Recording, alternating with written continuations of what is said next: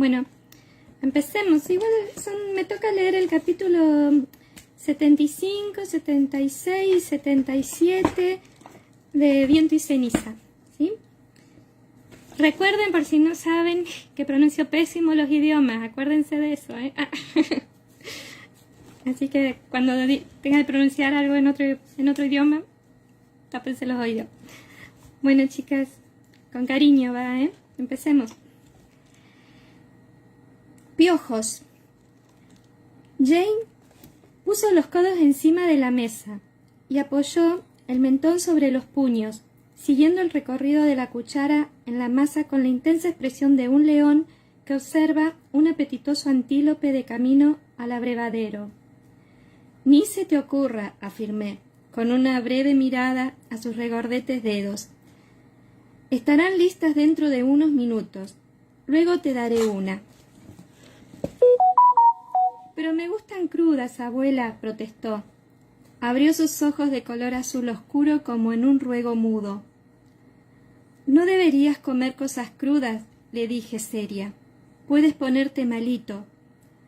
Tú lo haces, abuela, apuntó un dedo a mi boca, donde había una mancha de masa marronácea. Carraspié y me limpié con una toalla la prueba incriminatoria. Luego no querrás cenar, apunté, pero con la agudeza de cualquier bestia de la jungla, él percibió el debilitamiento de su presa. Te prometo que sí, me lo comeré todo, aseguró buscando ya la cuchara. Sí, eso es lo que me temo, respondí, cediendo con cierta vacilación. Solo un poco, para probarlo. Deja algo para papá y el abuelo.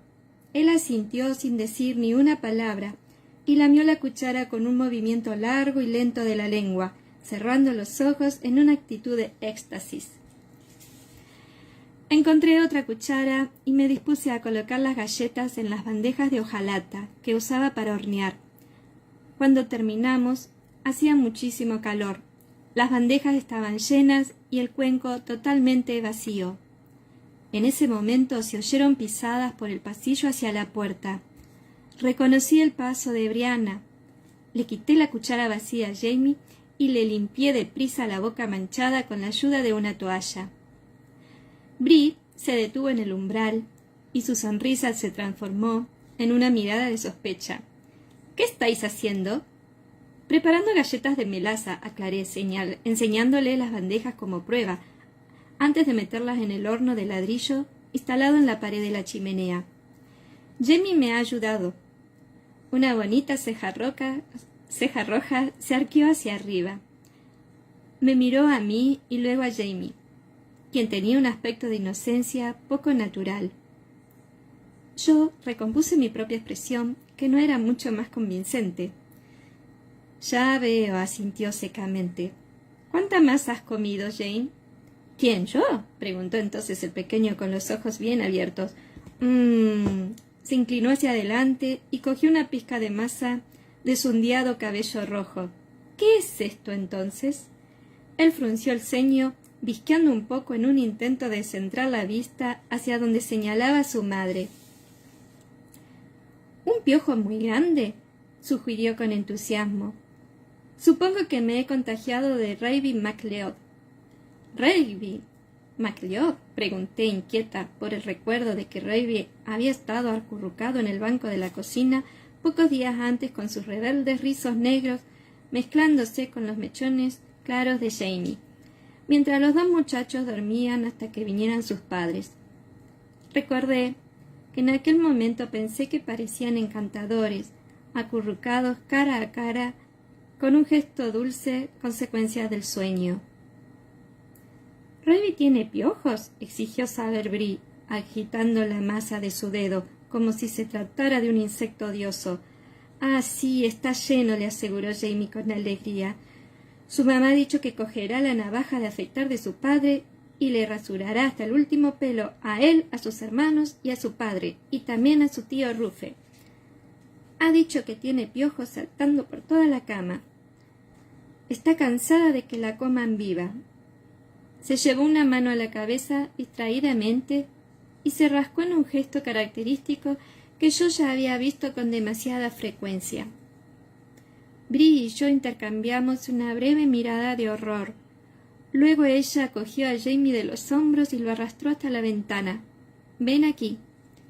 Una vez expuesta a la brillante luz que se reflejaba en la nieve, la tierna piel detrás de sus orejas y en la nuca mostró el tono rosado característico de alguien que se ha rascado a causa de los piojos. Y una veloz inspección de su cabeza reveló lo peor: minúsculas liendres aferradas a la base del cabello y unos cuantos piojos adultos de color marrón rojizo y del tamaño de medio grano de arroz, que corrieron a ocultarse en los matojos de pelo. Bree atrapó uno y lo aplastó entre los pulgares, para luego arrojar los restos al fuego. ¡Qué asco!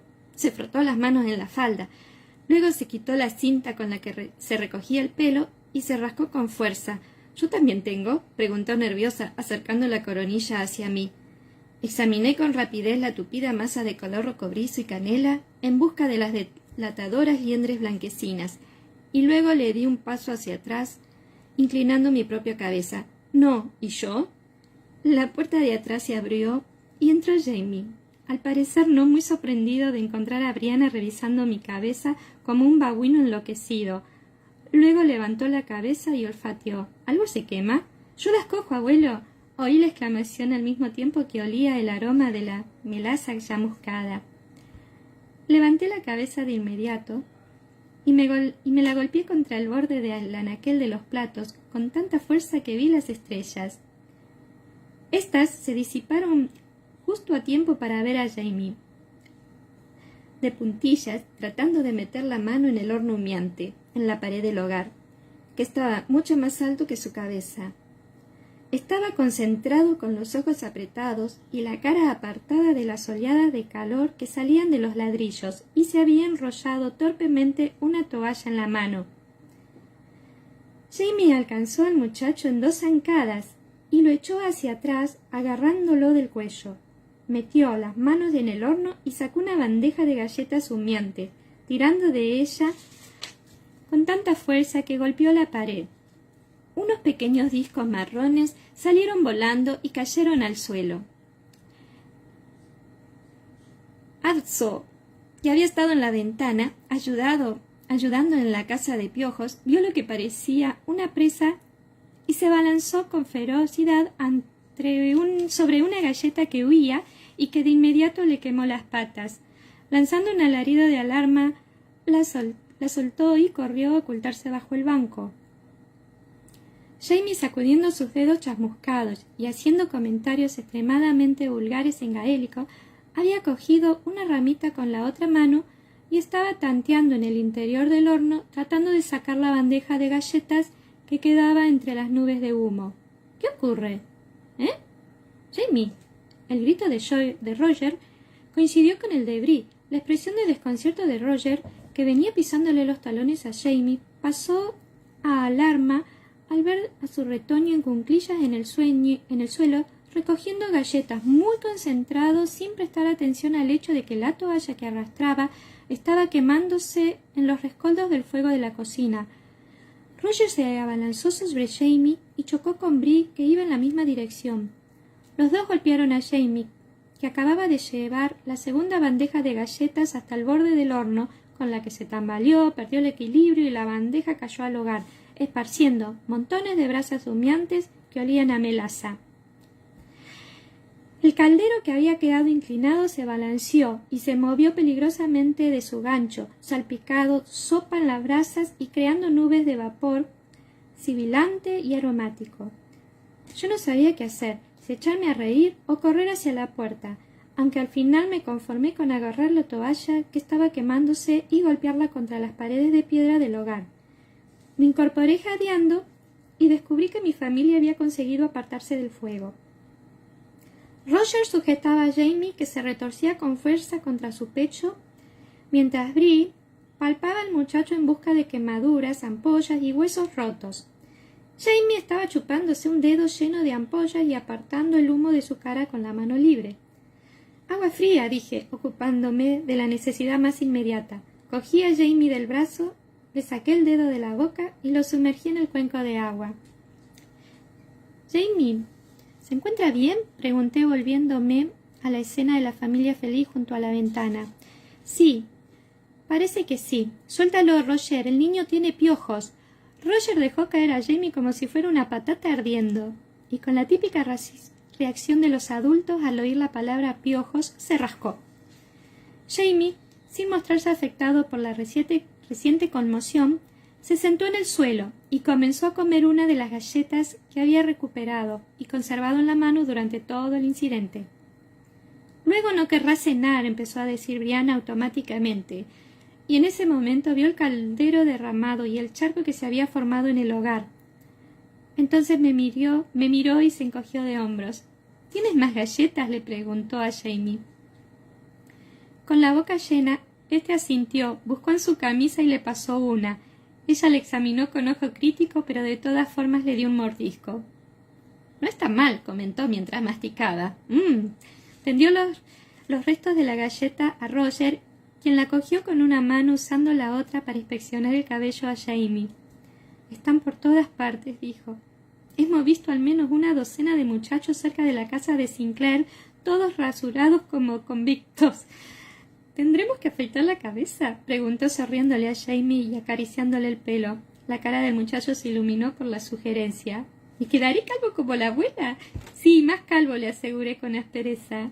De hecho, mi pelo ya tenía unos buenos 5 centímetros en aquel momento, aunque como estaba rizado parecía más corto, ya que las pequeñas ondas y remolinos abrazaban las curvas de mi cráneo. —¿Afeitarle la cabeza? Brianna parecía horrorizada. Se volvió hacia mí. ¿No hay ninguna otra manera de librarse de los piojos? Miré la cabeza de Jamie considerando las posibilidades. Tenía el mismo pelo rubio tupido y ligeramente ondulado de su madre y su abuelo. Eché un vistazo a Jamie, que me sonrió con una mano en el cuenco de agua. Sabía por experiencia cuánto tiempo se tardaban en eliminar las liendres en esa clase de cabello. Yo se lo había hecho a él mismo en varias ocasiones. Jamie sacudió la cabeza. —Afeitadlo —dijo—. Jamás conseguiréis que un muchacho de ese tamaño se quede quieto el tiempo suficiente como para peinarlo. —Podríamos usar manteca —sugerí con una expresión de duda. Le impregnas la cabeza con manteca de cerdo o grasa de oso y se la dejas unos cuantos días. Los piojos se asfixian, o al menos eso es lo que se supone. —¡Puah! Diana examinó la cabeza de su hijo con desaprobación. Era evidente que estaba imaginando los estragos que provocarían la ropa y las sábanas si lo dejaban deambular por ahí con grasa pegada a la cabeza. —Con vinagre y un peine fino lograrás eliminar los grandes —añadí, acercándome a mirar la fina línea blanca que separaba los cabellos rojos de Jamie. —Pero no vale para las liendres. Esas tendrás que sacarlas una a una tú con las uñas, o si no, esperar a que crezcan y extraerlas con el peine. —Aféitalo —dijo Roger, negando con la cabeza. —Jamás conseguirás eliminar todas las liendres. Tendrás que volver a repetir de nuevo el proceso en unos cuantos días y de todas formas se te escaparán algunas que luego crecerán y saltarán. Sonrió y le dio un golpecito a una miga de galleta con la uña del pulgar. La miga rebotó en la falda de Bri y ella la apartó de un golpe, mirando a Roger con enojo. —Eres de gran ayuda. Se mordió el labio con el ceño fruncido y luego asintió a regañadientes. —Bueno, de acuerdo. Supongo que no hay más remedio. Volverá a crecer —le aseguré. Jamie subió a la planta superior para buscar su navaja de afeitar. Yo me dirigí a la consulta para traer mis tijeras quirúrgicas y un frasco de aceite de lavanda para el dedo quemado de Jamie. Cuando regresé, Bri y Roger tenían las cabezas juntas sobre lo que parecía un periódico. —¿Qué es eso? —pregunté acercándome a mirar por encima del hombro de Brianna. —Se trata del nuevo proyecto de Fergus. Roger me sonrió y luego movió el periódico para que yo pudiera verlo. Nos lo envió con un mercader que lo dejó en la casa de Sinclair para Jamie. —¿En serio? Es maravilloso. Estiré el cuello para verlo y me recorrió un pequeño estremecimiento al leer el titular en gruesas letras atravesando la parte superior de la página. The New Beer Onion. Luego lo miré mejor. ¿Onion?, pregunté parpadeando. ¿Onion? ¿Cebolla en inglés? Bueno, él lo explica, dijo Roger señalando una sección ornamentada con viñetas en el centro de la página, con el título de comentarios del propietario y con un texto sostenido por un par de querubines.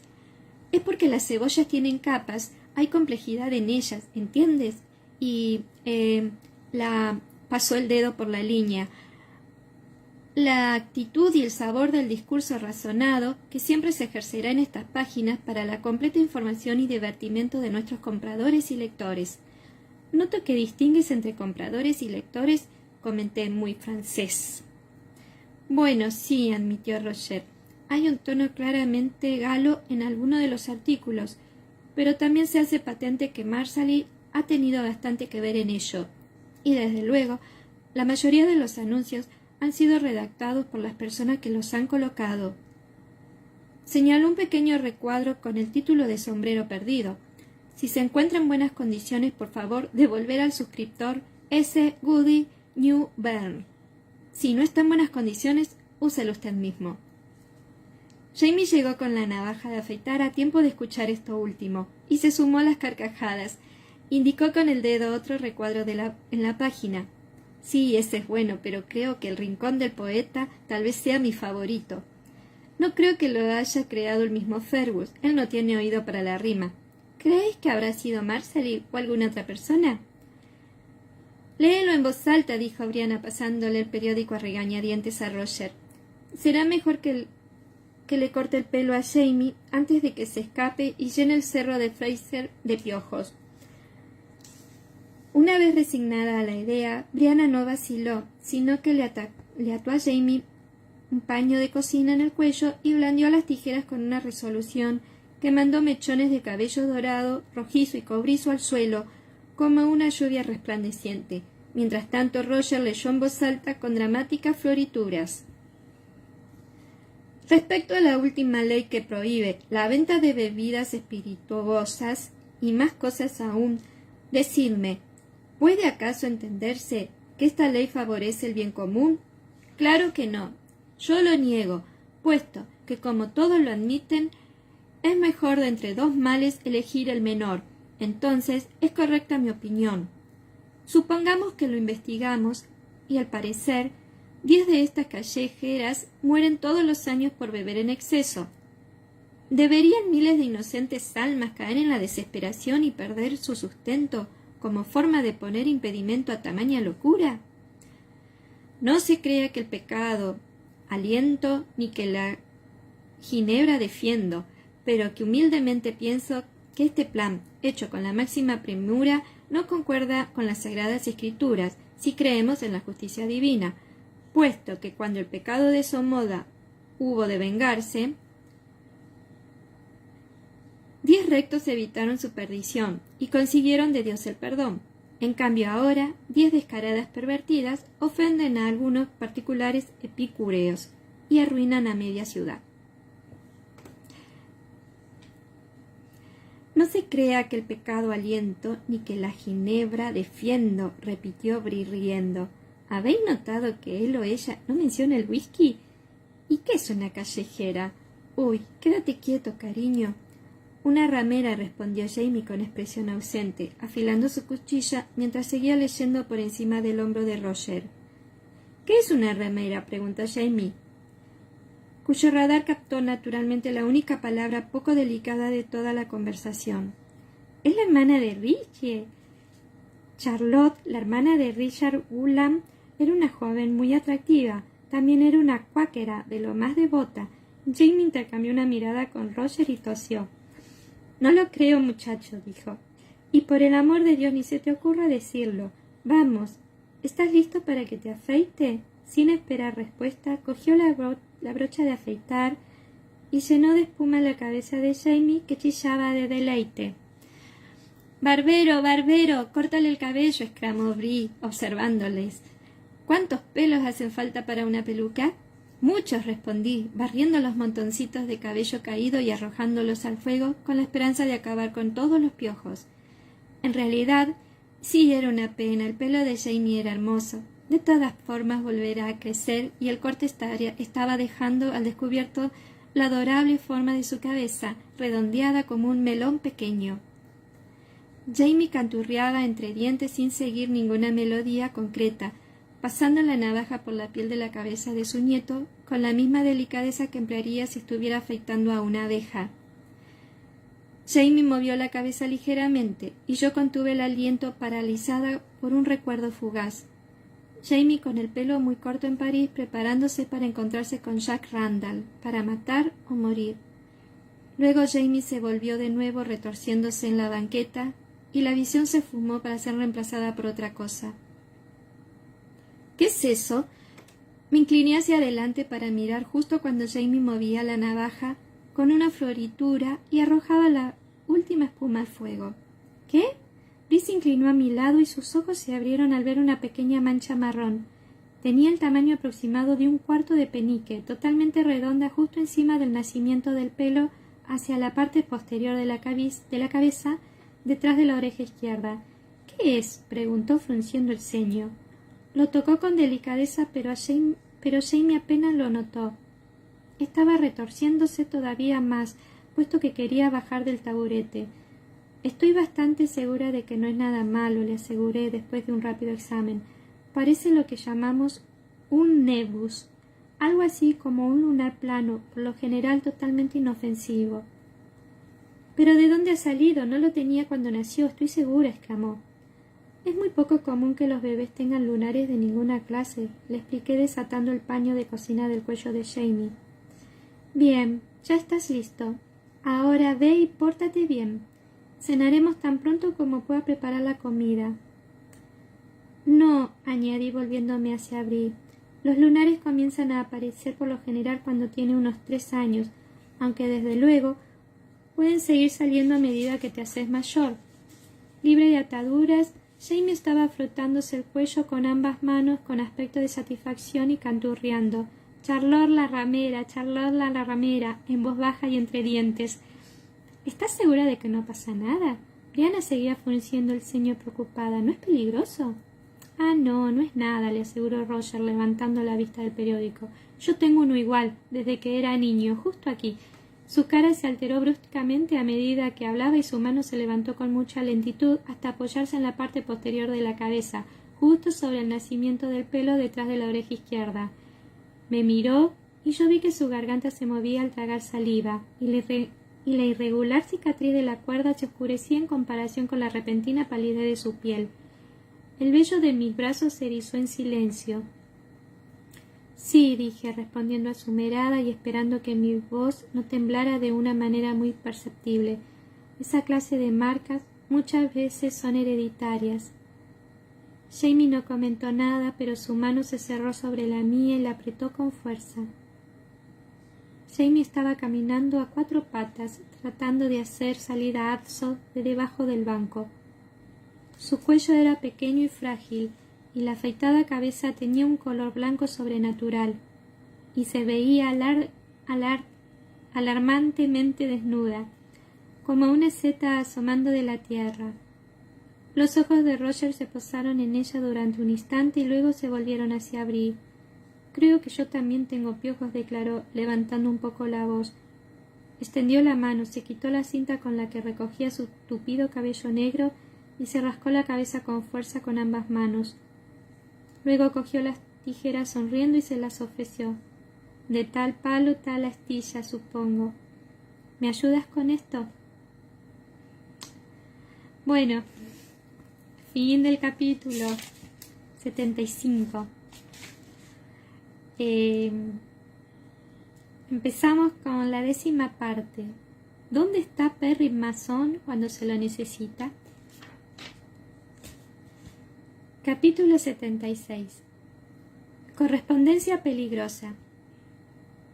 Plantación de Mount Josiah en la colonia de Virginia de Lord John Gray al señor James Fraser.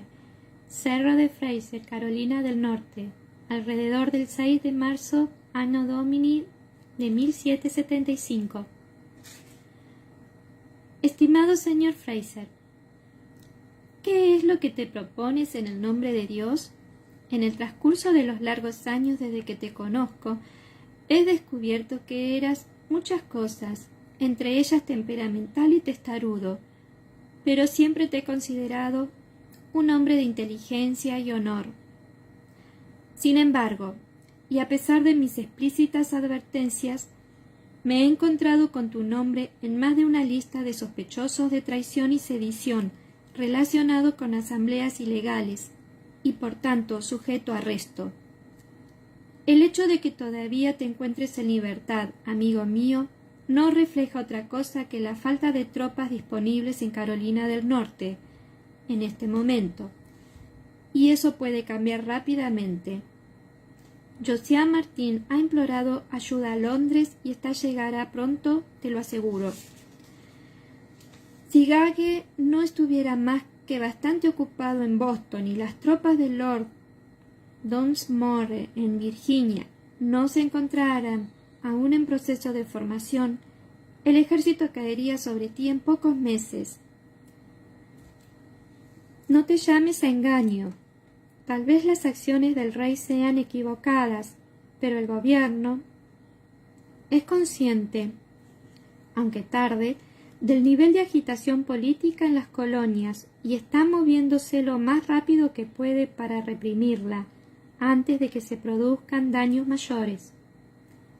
Más allá de todo lo que seas, sé que no eres ningún necio, de modo que debo suponer que comprendes las consecuencias de tus acciones, pues no sería un verdadero amigo si no te planteara la situación sin rodeos. Tus acciones hacen que tu familia se halle en sumo peligro y estás poniendo tu propia cabeza en la horca. Te ruego, en honor del poco o mucho afecto que aún me tengas y por el bien de la buena relación entre tu familia y yo, que renuncies a esas compañías tan peligrosas mientras estés a tiempo. Firmado, John. Leí la carta de cabo a rabo y luego levanté la mirada en dirección a Jamie. Estaba sentado frente a su escritorio con papeles y pequeños fragmentos marrones de lacres esparcidos por todas partes. Bobby Higgins había traído bastantes cartas, periódicos y paquetes. Jamie había dejado la lectura de la carta de Lord John para el final. Está verdaderamente preocupado por ti, dije, colocando la solitaria hoja de papel encima del resto. Jamie asintió. El hecho de que un hombre como él se refiera a las acciones del rey como posiblemente equivocadas es muy cercano a la traición, Sassenach, observó, aunque a mí me pareció que estaba bromeando. Estas listas que menciona, ¿sabes algo de eso? Se encogió de hombros y se metió el índice en una de las desordenadas pilas de cartas de la que sacó un papel manchado que había caído en un charco en algún momento. Debe referirse a algo así, supongo, dijo, entregándomelo. Estaba sin firmar y era casi ilegible. Se trataba de una denuncia, con errores de ortografía y llena de injurias de una serie de escándalos y personas perversas, aquí enumeradas, cuyas palabras, acciones y aspecto representaban una amenaza para todos los que apreciaban la paz y la prosperidad.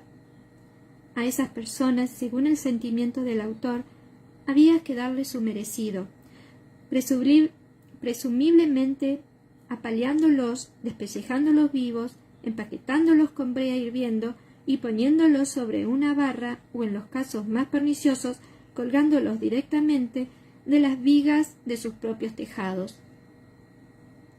¿De dónde ha sacado esto? Lo dejé caer sobre el escritorio empleando los dedos. De Campbellton. Alguien se la mandó a Farquhar como juez de paz. Él me la entregó porque mi nombre se encuentra en la lista. Sí, examiné las desordenadas letras. Ah, sí, es cierto. J. Fraser. ¿Estás seguro de que se trata de ti? Pues de todos hay unos cuantos Fraser y varios de ellos se llaman John, James, Jacob o Joseph, pero son muy pocos los que pueden ser descritos como un usurero, hijo de puta, degenerado, pelirrojo, sifílico, que frecuenta burdeles cuando no está borracho y armando escándalo en la calle, diría yo. Ah, me he perdido esa parte. Está en la explicación de más abajo. Echó una mirada breve e indiferente al papel. Yo diría que lo escribió Buchan el carnicero. Pero no veo por qué ha añadido la palabra usurero. Tú no tienes dinero para prestar. Supongo que no es estrictamente necesario que tenga alguna base verdadera, dadas las circunstancias ajenas. Intervino. Y gracias a MacDonald y al pequeño Bobby, hay un gran número de personas que creen que sí tengo dinero. Y si no estoy inclinado a prestárselos a ellos, bueno, entonces está claro de que se trata que yo he puesto mi fortuna en manos de judíos y especuladores Whigs, y que tengo la intención de arruinar el comercio para mi propio beneficio. ¿Qué? Ese fue un intento algo más literario, comentó rebuscado entre el montón de papeles, y sacando un elegante pergamino, escrito con caligrafía inglesa.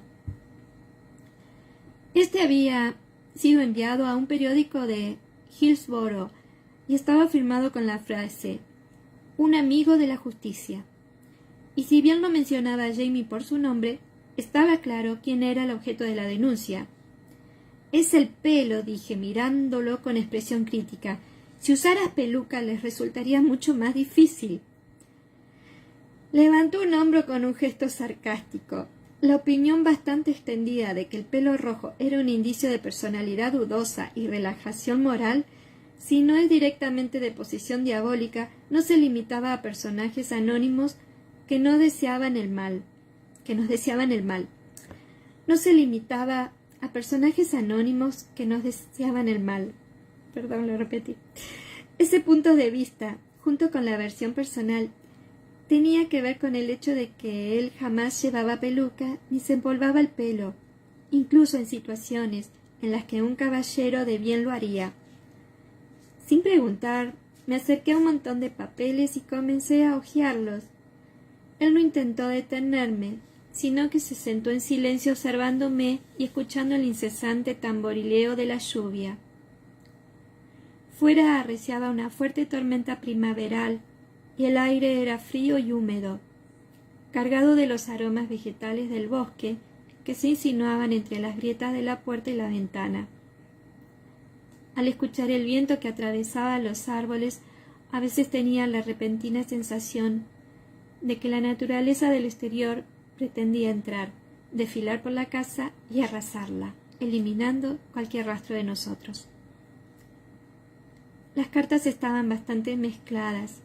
Algunas eran de los miembros del Comité de Correspondencia de Carolina del Norte, con noticias, la mayoría del norte. Habían surgido comités de Asociación Continental, el New Hampshire y Nueva Jersey, organismos que comenzaban a asumir casi las funciones de gobierno a medida que los gobernadores leales al rey perdían el control en las asambleas.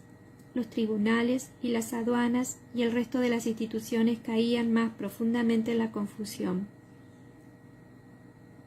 Boston seguía ocupada por las tropas de Gage, y algunas de las cartas solicitaban que se siguiera enviando comida y suministros para ayudar a sus ciudadanos.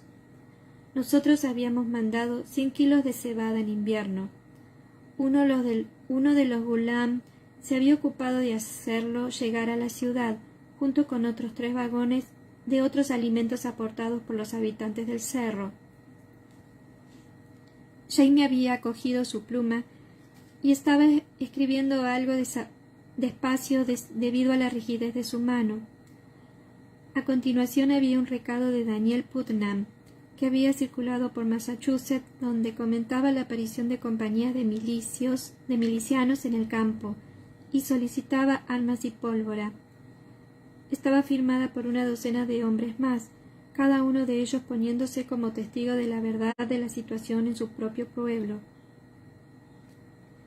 Se proponía la celebración de un segundo Congreso Continental en Filadelfia con fecha todavía por determinar.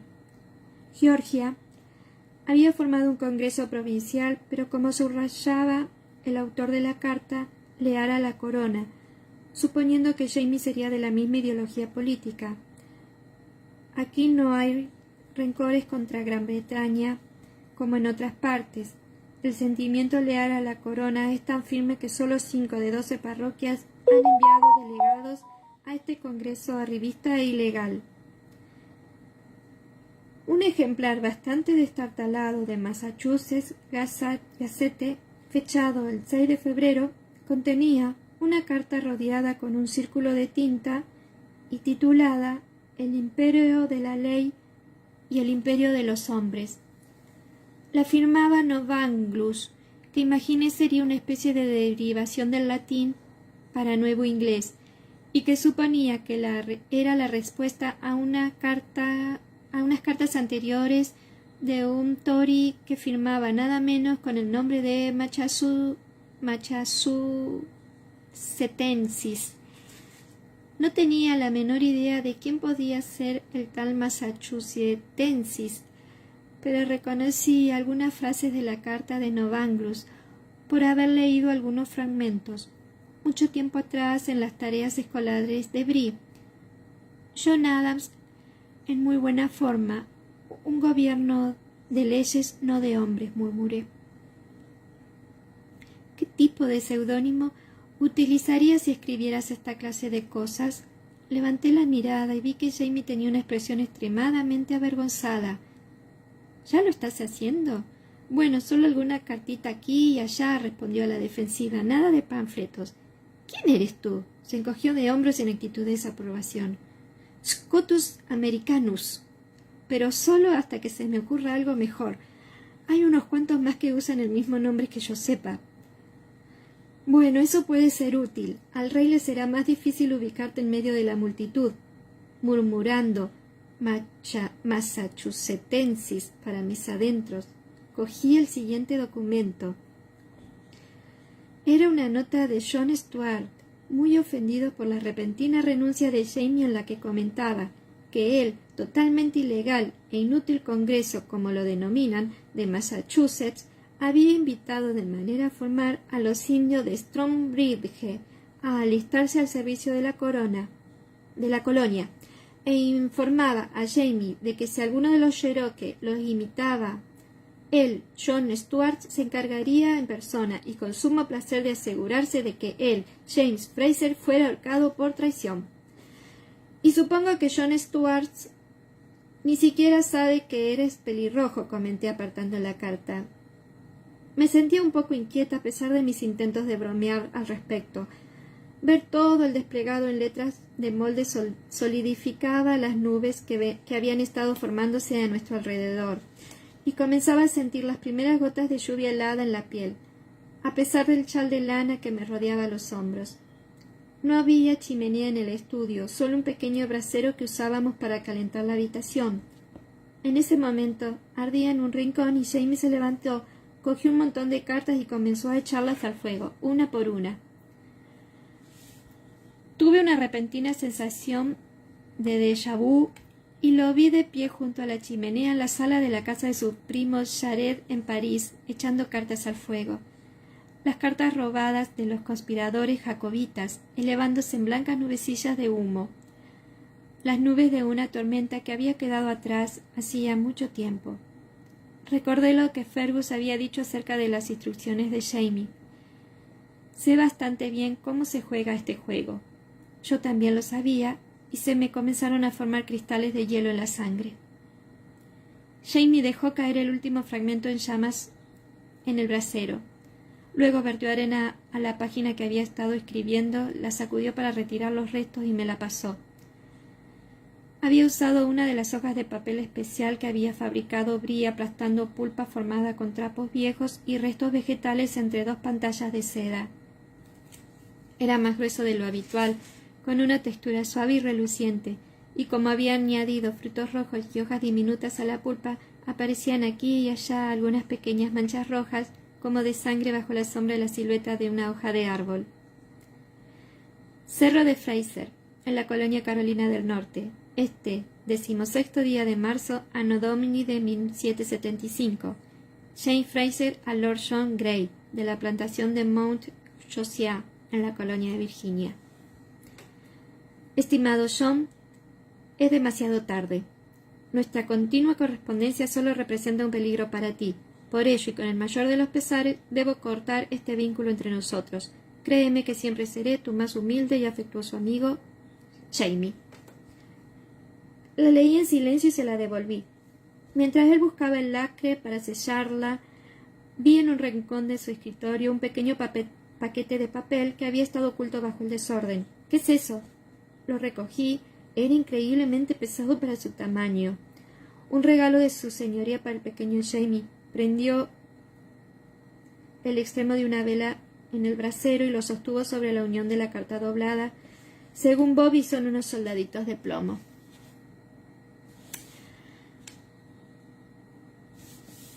Bien.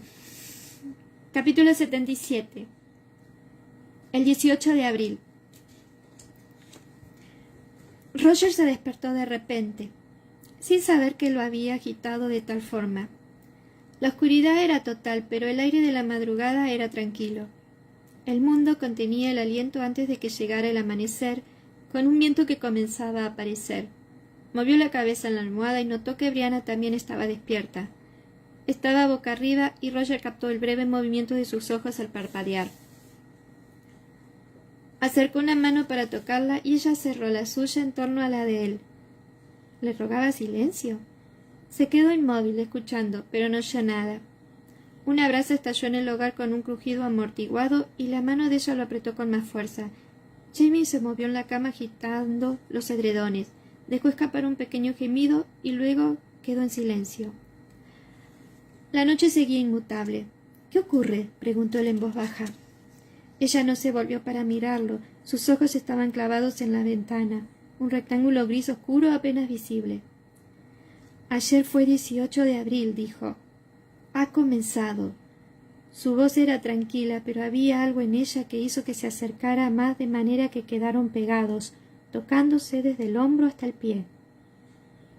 Al norte de ellos, en alguna parte, había hombres que se reunían en la fría noche primaveral. 800 soldados británicos gruñendo y maldiciendo mientras se vestían a la luz de la vela. Los que se habían acostado se levantaban al oír los tambores que pasaban junto a las casas, los almacenes y las iglesias donde estaban acuartelados. Los que no habían dormido a causa de los dados y la bebida salían tambaleándose, alejándose del calor del fuego de las tabernas y de los cálidos brazos de las mujeres, y buscaban botas perdidas, cogían armas, se reunían en grupos de 2, 3 y 4 y avanzaban con ruidos metálicos y balbuceos por las calles de barro congelado hacia el punto de reunión. Yo crecí en Boston, dijo Brianna, en un suave tono coloquial. Todos los niños de Boston aprendíamos aquel poema. En algún momento yo lo aprendí en 5º grado. Escuchad, hijos míos, y sabréis, de la cabalgata nocturna de Paul Revere. Roger sonrió imaginándosela con el uniforme de la escuela parroquial de Saint Finbar, piche azul, blusa blanca y calcetines hasta las rodillas. Una vez había visto una fotografía de ella en 5º grado. Parecía un tigre pequeño, feroz y desgreñado, que algún maniático había vestido con ropas de muñecas. Ese, el 18 de abril del 75, ya casi no queda ningún hombre vivo que recuerde aquel famoso día y año. Casi ningún hombre, repitió Roger en voz baja. Alguien, ¿quién? Un propietario de una casa que espiaba a los comandantes británicos acuartelados en su hogar, una camarera que llevaba jarras de ron caliente a un par de sargentos. Era imposible mantener el secreto con 800 hombres o más en movimiento. Era una cuestión de tiempo. Alguien desde la ciudad ocupada había mandado el mensaje de que los británicos tenían la intención de coger las armas y la pólvora almacenada en Concord y al mismo tiempo arrestar a Hancock y a Samuel Adams, el fundador del Comité de Seguridad y orador incendiario, los líderes de esta traicionera rebelión que se suponía que estaban en Lexington. 800 hombres para capturar a Dios, a 2. Buenas probabilidades, y un platero y sus amigos, alarmados por la noticia, habían salido aquella fría noche. Brie continuó. Les dijo a sus amigos: si los británicos salen por tierra o mar del pueblo esta noche, colgad un farol en lo alto de la torre del campanario de la iglesia del norte como una señal. 1 si es por tierra y 2 si es por mar, y yo estaré en la otra orilla, listo para cabalgar y hacer correr la alarma a todas las aldeas y granjas de Middlesex, para que la gente del campo esté despierta y armada. Ya no se escriben poemas así, afirmó, pero a pesar de su cinismo le resultaba imposible no imaginárselo. El aliento blanco de un caballo en la oscuridad, y al otro lado del agua negra, la diminuta estrella de un farol en lo alto de la ciudad dormida, y luego otra. ¿Qué ocurrió entonces? Entonces él dijo: «Buenas noches», y amortiguando el ruido de los remos, remó en silencio hasta las costas de Charleston, justo cuando la luna ascendía sobre la bahía, donde, balanceándose en sus amarras, yacía el Somerset, un buque de guerra británico, un buque fantasma, con cada mástil y palo cruzando la luna como barrotes de una prisión, y un enorme bulto negro aumentado por su propio reflejo en la marea. «Bueno, no está mal», comentó Roger con buen juicio. «Me gusta lo del Somerset, una descripción bastante pictórica». «Cierra la boca», le increpó ella con una patada, aunque sin mucha fuerza. Luego habla de su amigo, quien erra y vigila con oídos atentos. Roger resopló y Brianna le dio otra patada, hasta que en el silencio que lo rodea oye hombres que se reúnen en las puertas de las barracas, el sonido de armas y de pisadas, y el paso medido de los granaderos marchando hacia los botes de la orilla. Él había ido a visitarla a Boston una primavera a mediados de abril. Los árboles no tendrían más que una sombra de verdor, y sus ramas seguirían en su mayoría desnudas frente a un cielo pálido. Las noches continuaban siendo glaciales, pero el frío estaba dotado de cierta vida, de una frescura que se movía a través del aire helado.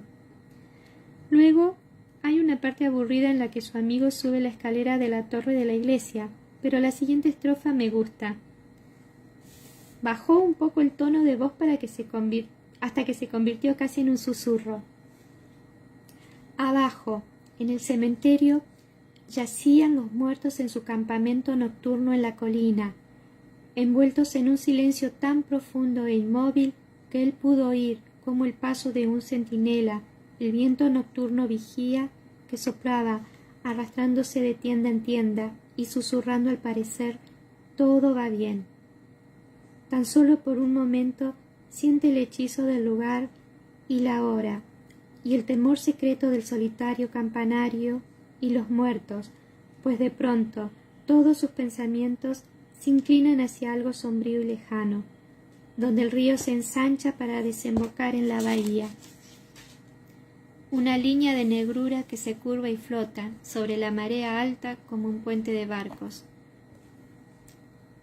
Luego hay toda una parte en la que el viejo Paul mata el tiempo esperando la señal, afirmó Brianna, abandonando el susurro dramático y reemplazándolo por un tono de voz más normal. Pero finalmente este aparece y entonces, veloces cascos sobre una calle de la aldea, una silueta a la luz de la luna, un bulto en la oscuridad, y más abajo, en los guijarros, al pasar una chispa creada por un corcel que vuela intrépido y raudo. Eso fue todo, y sin embargo, a través de la penumbra y la luz, era el destino de una nación que cabalgaba aquella noche, y la chispa creada por aquel corcel en su ida encendió la tierra en llamas con su calor. En realidad eso está muy bien. La mano de Roger se curvó sobre el muslo de ella, encima de la rodilla, por si ella le daba una patada de nuevo, pero no lo hizo. ¿Recuerdas el resto? Entonces él corre a lo largo del río Mystic, continuó Brianna, ignorándolo, y luego hay 3 estrofas cuando él pasa por los diferentes pueblos. Dieron las 12 en el reloj de la aldea, cuando cruzó el puente hacia el pueblo de Medford. Oyó el canto del gallo y el ladrido del perro del granjero, y sintió la humedad de la bruma del río que se levanta cuando baja el sol. Dio la 1 en el reloj de la aldea, cuando entró al galope en Lexington. Al pasar vio la veleta dorada nadando a la luz de la luna y las ventanas del templo vacías y desnudas. Lo contemplaron con una mirada espectral, como si ya estuvieran horrorizadas por la sangrienta obra que verían. Dieron las 2 en el reloj de la aldea. Y sí, ya sé que el reloj siempre da la hora en el primer verso. «Cállate, Roger», había suspirado, pero no para interrumpirla, sino porque de pronto se había dado cuenta de que estaba conteniendo el aliento. «Dieron las 2 en el reloj de la aldea», repitió ella. Cuando llegó al puente de la ciudad de Concord, oyó los balidos del rebaño y los gorjeos de las aves de los árboles, y sintió el aire de la brisa matutina que soplaba sobre el prado marrón. Y uno que estaba a salvo y dormido en su cama sería el primero en caer en el puente, y yacería muerto ese mismo día, atravesado por la bala de un mosquete británico. Ya conocéis el resto. Se detuvo bruscamente y le apretó la mano con fuerza. En un instante, la noche había cambiado, la tranquilidad de la madrugada había cesado, y una brisa avanzaba entre los árboles. De repente la noche estaba viva de nuevo, pero ahora estaba muriendo, apresurándose hacia el amanecer. Si bien los pájaros no gorjeaban del todo, estaban despiertos. Algo llamaba una y otra vez en el bosque cercano, con un canto agudo y dulce. Y más allá del intento olor del fuego, Roger respiró el aire silvestre y limpio de la mañana, y sintió que su corazón súbitamente latía con rapidez. «Cuéntame el resto», susurró. Se imaginó las sombras de hombres en los árboles, los disimulados golpes en las puertas, las conversaciones entusiasmadas y en voz baja, y mientras tanto la luz que procedía del este, el lamido del agua y un crujido de remos, el sonido de las vacas inquietas que mugían para que las ordeñaran. Y en la brisa que siente, el olor a hombres, intenso por el sueño y la falta de sustento, picante por la negra pólvora y el olor del acero. Y sin pensarlo, se soltó las manos de su esposa, rodó encima de ella, le apartó el camisón de los muslos y la tomó con fuerza y con rapidez, compartiendo de forma indirecta aquel mecánico impulso de engendrar que acompañaba la presencia inminente de la muerte. Yació sobre ella temblando. La brisa que entraba por la ventana secaba el sudor de su espalda y el corazón retumbaba en sus oídos. Por aquel, pensó, aquel que sería el primero en caer, el pobre infeliz, que tal vez ni siquiera había fornicado con su esposa en la oscuridad y aprovechado la oportunidad de dejarla embarazada, porque no tenía la menor idea de lo que vendría con el amanecer. Ese amanecer. Brianna estaba inmóvil debajo de él. Roger advirtió que su pecho subía y bajaba y sus poderosas costillas se levantaban incluso con su peso. «Tú ya conoces el resto», susurró. «Bri», dijo él en voz muy baja, «vendería mi alma al diablo por estar allí ahora». «Shh», le mandó callar ella, pero su mano se levantó y se posó sobre la espalda de él en lo que podría ser una bendición. Permanecieron inmóviles, observando cómo la luz iba aumentando poco a poco, manteniendo el silencio. El silencio cesó un cuarto de hora más tarde, debido al sonido de unas veloces pisadas y unos golpes en la puerta. Jamie saltó de entre sus mantas como el cucú de un reloj, con los ojos redondos, y Roger se incorporó alisándose con rapidez la camisa de dormir. Era uno de los Beardsley, con la cara encogida y pálida bajo la luz grisácea. No prestó atención a Roger, sino que gritó a Brianna: «Lizzie va a tener el bebé, venga rápido». Luego salió corriendo en dirección a la casa grande, donde podía verse la figura de su hermano gesticulando en el porche.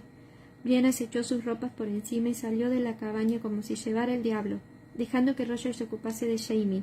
Se reunió con su madre, igualmente desgreñada, pero con un botiquín colgado del hombro, que corría hacia la estrecha senda que pasaba por el almacén y el establo, y conducía a los bosques lejanos donde se encontraba la cabaña de los Beardsley.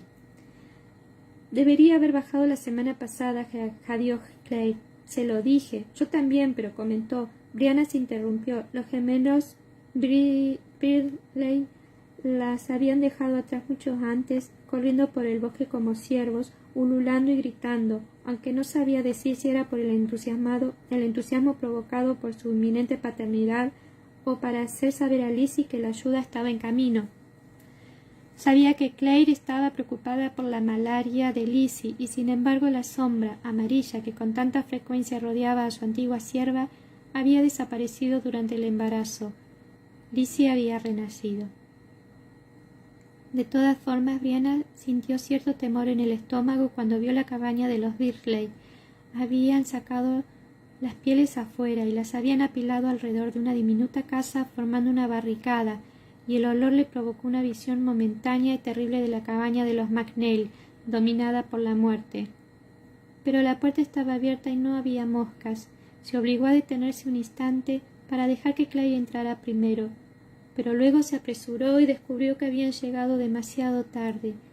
Lizzie estaba sentada sobre una enramada de pieles manchada de sangre, parpadeando con estupefacción, con un pequeño y redondo bebé ensangrentado que la contemplaba a ella con la misma expresión de asombro.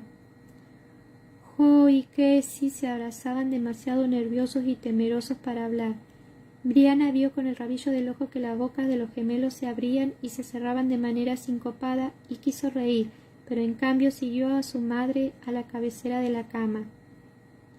Simplemente ha salido, decía Lizzie, mirando durante un instante a Claire, pero luego volvió su mirada fascinada al bebé como si esperara que él, sí era él según comprobó Brianna, desapareciera con la misma rapidez con la que había llegado.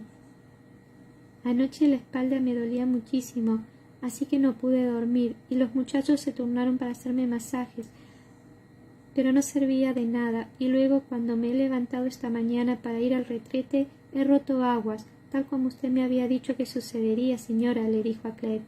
Entonces le he pedido a Jo y a Cassie que corrieran a buscarlas, pero no sabía exactamente qué hacer después, así que me he puesto a batir la masa para hacer tortitas de maíz para el desayuno. Hizo un gesto hacia la mesa donde había un cuenco de harina, una jarra de leche y 2 huevos, y de pronto he sentido un impulso terrible se ruborizó adquiriendo un subido color de peonía. Bueno, ni siquiera he podido llegar al orinal, simplemente me he puesto en cuclillas allí junto a la mesa y plof, allí estaba en el suelo justo debajo de mí. Claire ya había recogido al recién nacido y estaba meciéndolo para que se tranquilizara, mientras comprobaba todo lo que se debe comprobar en los bebés recién nacidos. Lizzie había preparado una manta tejida con lana de oveja y teñida de índigo. Claire echó un vistazo a la prístina manta y luego sacó de su material un pedazo de franela suave y manchada, envolvió con él al bebé y se lo pasó a Brianna. «Sosténlo un momento mientras yo me ocupo del cordón, por favor, querida», dijo sacando unas tijeras de hilo. «Luego podrías limpiarlo un poco. Aquí hay un frasco de aceite, mientras yo atiendo a Lizzie y vosotros», añadió con una firme mirada a los Dursley, «salid». El bebé de repente se movió en el interior de la tela que lo cubría, y Brianna tuvo un recuerdo repentino y nítido de unos miembros diminutos y sólidos que empujaban desde su interior una patada al hígado, la líquida hinchazón y el movimiento cuando la cabeza o las nalgas presionaban, formando una curva dura y lisa bajo sus costillas. «Hola, hombrecito», dijo en voz baja, acurrucándolo en su hombro. Pensó que tenía un intenso y extraño olor a mar, y resultaba curiosamente fresco comparado con la actitud de las pieles que estaban afuera. Oh, Lizzie soltó un chillido de alarma cuando Claire le masajeó el vientre, y se oyó el sonido de algo jugoso y resbaladizo. Brianna también lo recordó con nitidez, la placenta, ese resabio del parto que al pasar sobre los tejidos tan maltratados era casi un alivio y daba la sensación de un final tranquilo. Ya todo había terminado, y la mente aturdida comenzaba a captar el sentido de supervivencia. Se oyó un grito ahogado desde el umbral, y cuando levantó la mirada vio a los Dursley, el uno junto al otro con los ojos abiertos como plato. «Fuera», ordenó en tono firme, agitando una mano en su dirección. Los muchachos desaparecieron de inmediato, dejándola con la tarea de lavar y untar con aceite las agitadas extremidades y el cuerpo arrugado. Era un bebé pequeño pero rechoncho, tenía la cara redonda y los ojos muy redondos para un recién nacido. No había llorado, pero estaba claramente despierto y alerta, y tenía el vientre pequeño y redondo, desde el que asomaba el muñón del cordón umbilical, morado, oscuro y recién cortado. Su expresión de sorpresa no había cambiado. La miraba con los ojos bien abiertos, serio como un pez, aunque ella podía sentir la gran sonrisa que se dibujaba en su propia cara. «Eres muy guapo», le dijo. Él chasqueó los labios pensativo y frunció el entrecejo. «Tiene hambre», le gritó a Lizzie por encima del hombro. «¿Estás lista?» «¿Lista?», preguntó la chica con voz ronca. «Madre de Dios, ¿cómo puedes estar lista para algo así?» Esto hizo que tanto Clay como Brianna comenzaran a reír como posesas. Aún así, Lizzie extendió los brazos para coger el bulto envuelto en tela azul y lo acercó a su pecho con una expresión de inseguridad. Después de unos momentos de torpes movimientos y gruñidos por parte del bebé, por fin se consiguió establecer un contacto adecuado, haciendo que Lizzie lanzara un breve chillido de sorpresa y que todas suspiraran con alivio. En ese momento Brianna fue consciente de que hacía rato se oía una conversación en el exterior, un murmullo de voces masculinas deliberadamente bajas que especulaban dominadas por la confusión. «Supongo que ya puedes dejarlos pasar. Luego pon las planchas en el fuego, por favor». Clay, mirando con una expresión radiante a madre y a hijo, estaba batiendo la masa abandonada. Brianna asomó la cabeza por la puerta de la cabaña y encontró a Joe, a Casey, a su propio padre, a Roger y a Jamie, un poco alejados y apiñados. Todos levantaron la mirada cuando ella apareció, con expresiones que iban de un orgullo algo vergonzoso a la pura y simple emoción. «Mamá, el bebé ya está aquí». Jamie se acercó corriendo con ganas de entrar en la cabaña, pero Brianna lo agarró del cuello de la camisa. «Sí, puedes pasar a verlo, pero tienes que guardar silencio. El niño acaba de llegar al mundo y no quieres asustarlo, ¿verdad?» «¿El niño?», preguntó uno de los Bresles entusiasmado. «Es un varón». «Te lo dije», exclamó su hermano, dándole codazos en las costillas. «Te dije que le había visto una pequeña polla».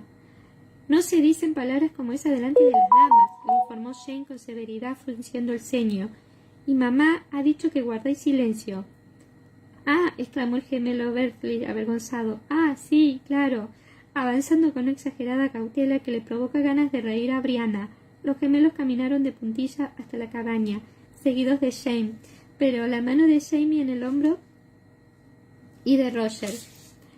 «¿Lizzie se encuentra bien?», preguntó él en voz baja, deteniéndose un instante para besarla al pasar. «Creo que un poco abrumada, pero bien».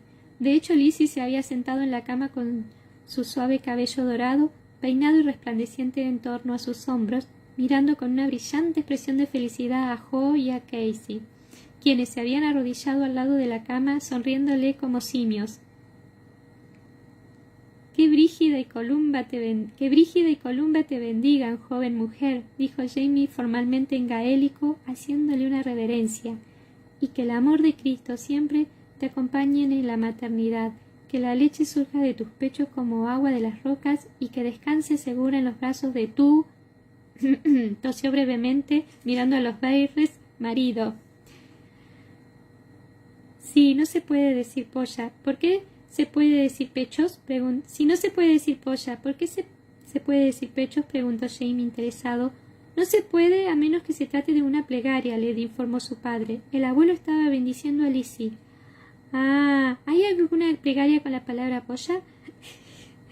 «Estoy seguro», respondió Roger, evitando con cuidado la mirada de Brianna. «¿Pero no la puedes decir en voz alta? ¿Por qué no vas a ayudar a la abuela con el desayuno?» La plancha de hierro chisporroteaba debido a la grasa y el delicioso aroma de la masa recién hecha llenó la estancia en el momento en que Clay comenzó a verter cucharadas sobre el metal caliente.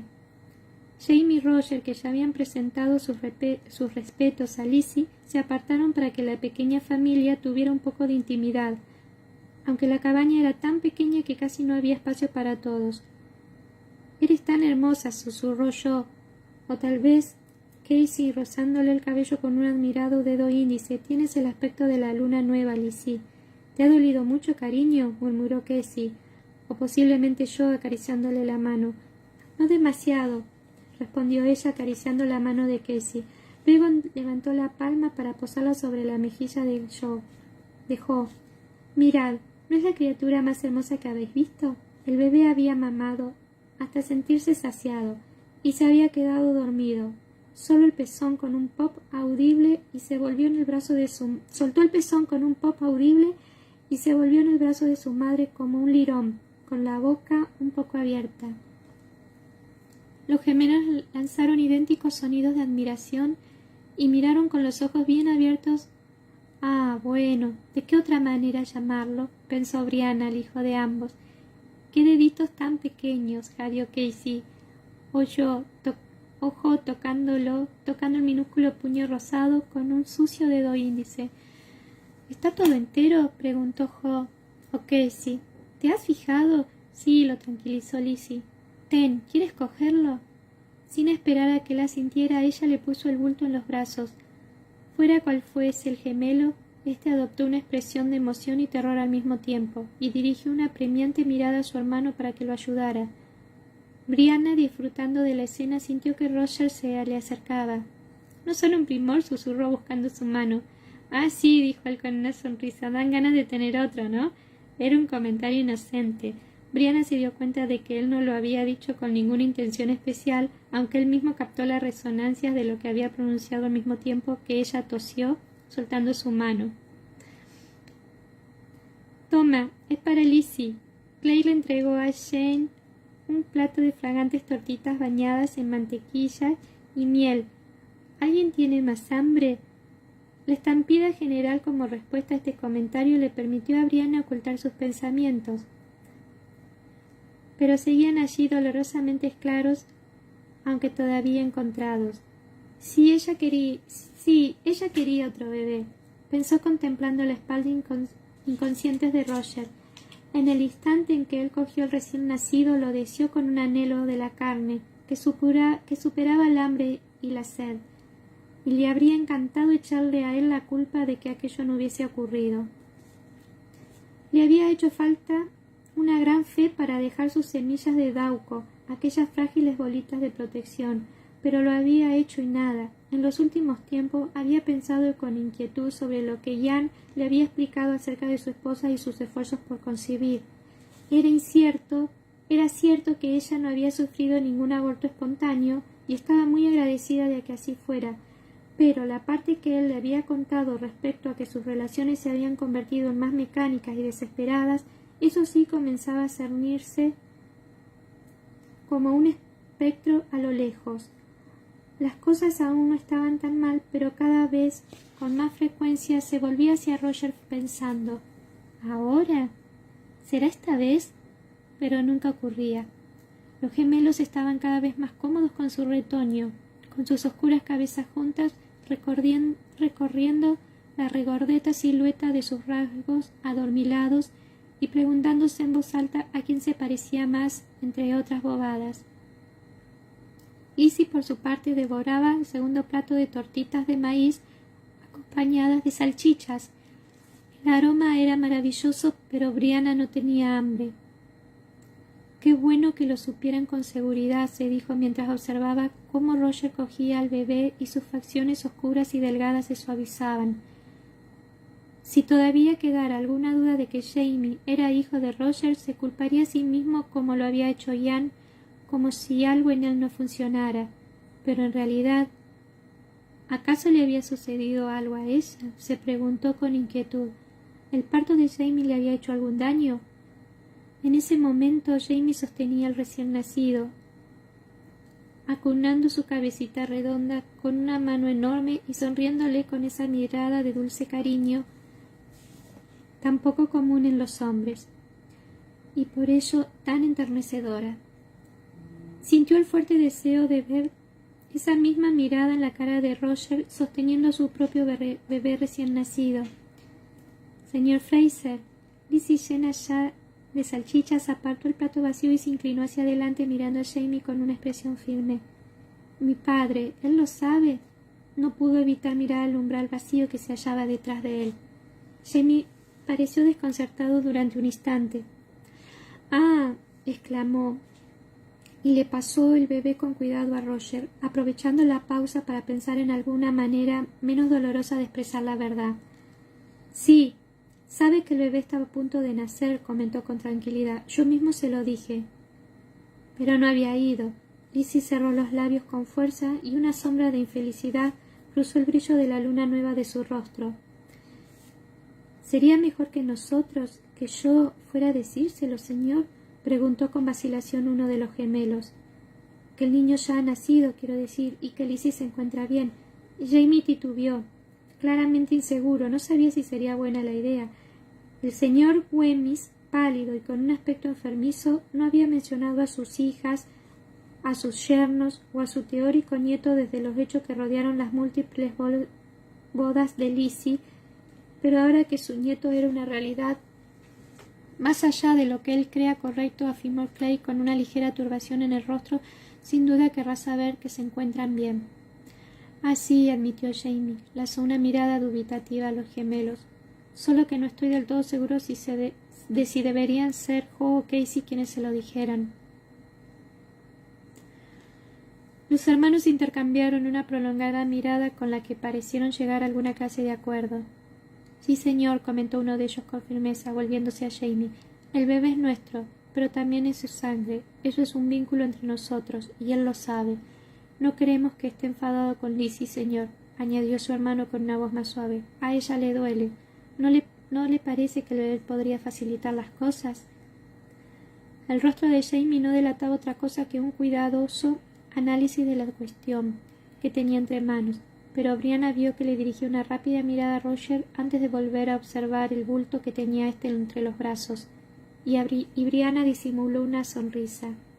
Era evidente que no había olvidado lo áspero que había sido su primera reacción ante Roger, pero el hecho de que éste reclamara a Jane era lo que había restablecido el primer y frágil eslabón de la cadena de aceptación, que, según le parecía ahora, unía a Roger al corazón de Jamie casi tanto como ella misma.